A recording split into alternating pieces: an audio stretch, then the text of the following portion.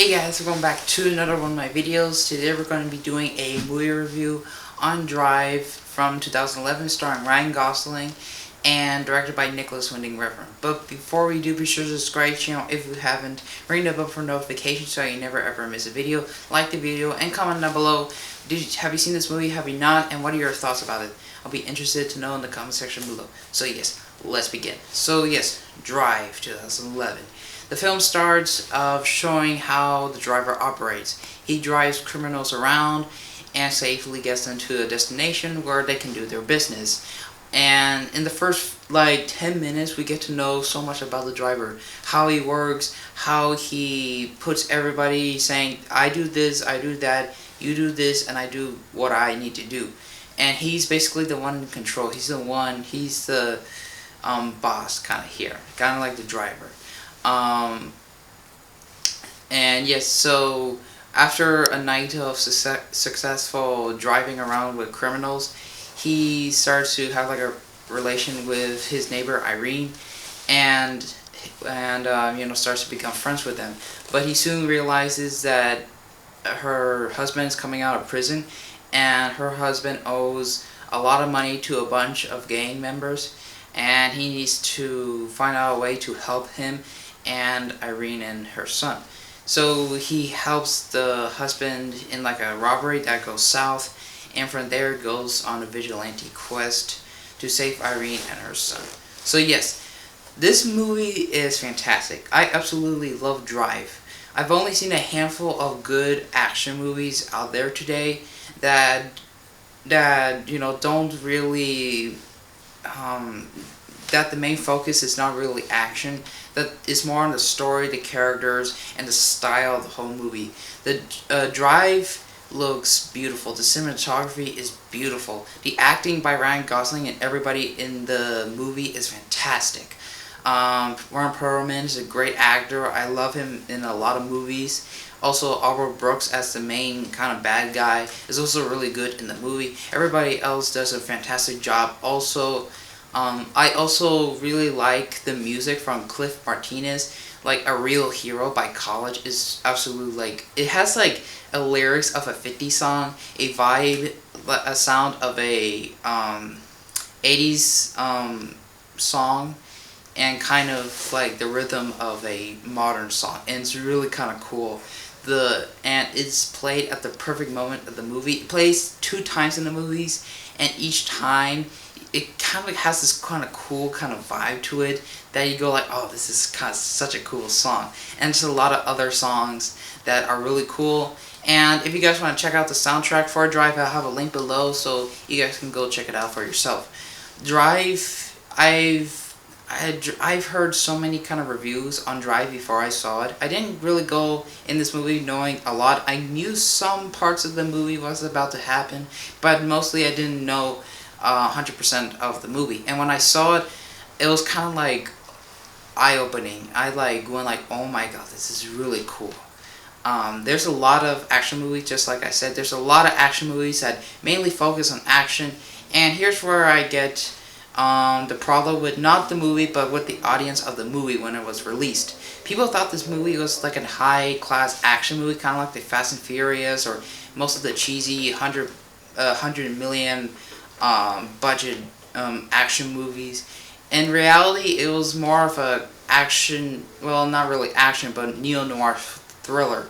But it was categorized as an action crime, which action crime is a little bit kind of far-fetched, but at the exact same time is understandable. But now they changed it to action drama, which I completely disagree. Now I more understand it with a neo-noir thriller, because this film is a neo-noir thriller with some crime, with a little bit of action, with a little bit of drama and romance. All that combined, and you got yourself a really good movie. And the audiences were very disappointed because they were only offered 2 car chases, very kind of well-paced story structure, which a lot of movies don't do nowadays. They don't have a great plot or structure of a plot, or well-placed story. But Drive has a very well placed story, great action when it's actually happening, and a great character that we know nothing about. We only know that he drives criminals. He's called referenced by the driver, and that a lot of people want to kill him, and that he's a vigilante, and he's badass. So yes, that's all we know about the driver. And that adds mystery to him. It's like what some people say, you show less and you get more. And I completely agree with that statement.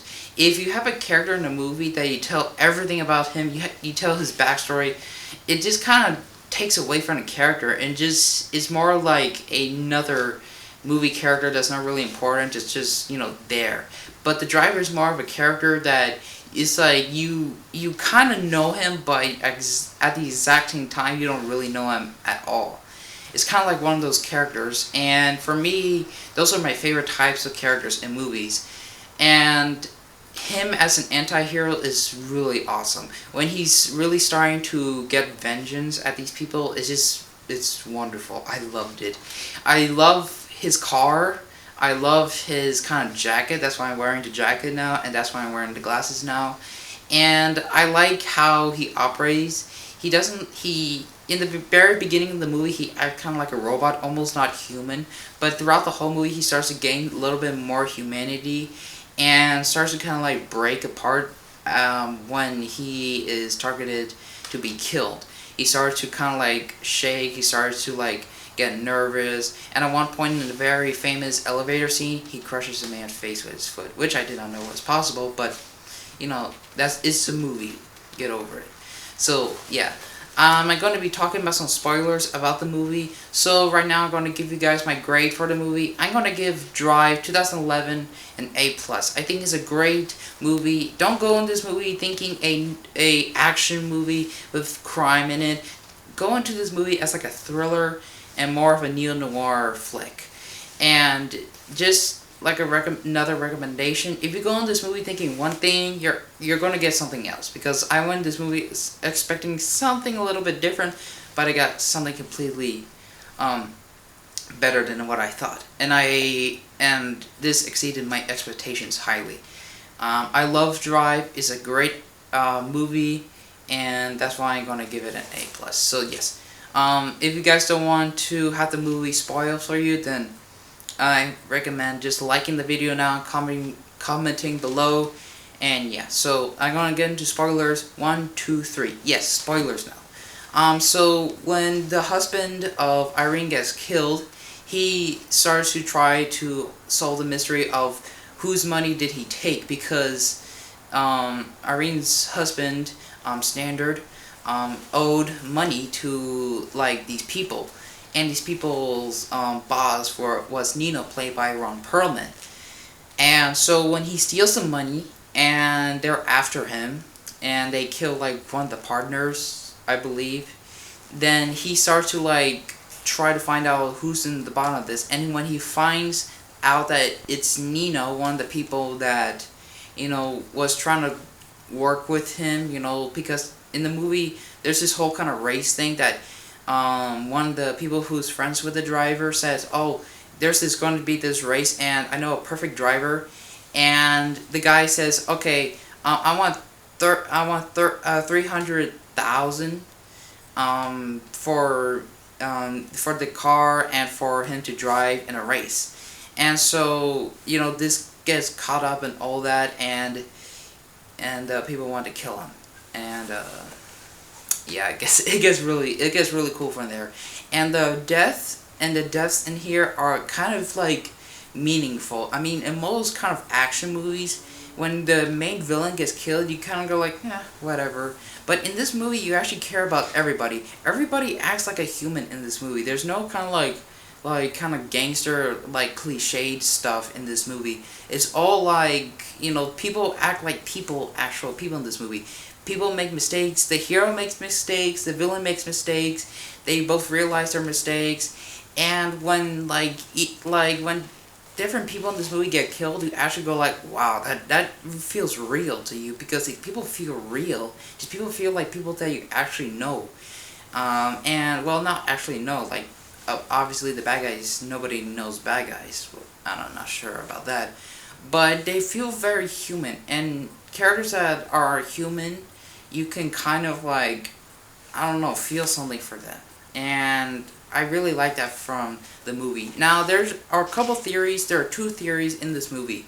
The ending of the movie, when the driver gets stabbed in his stomach and he rides off into the night, a lot of people suspect that that's when he died.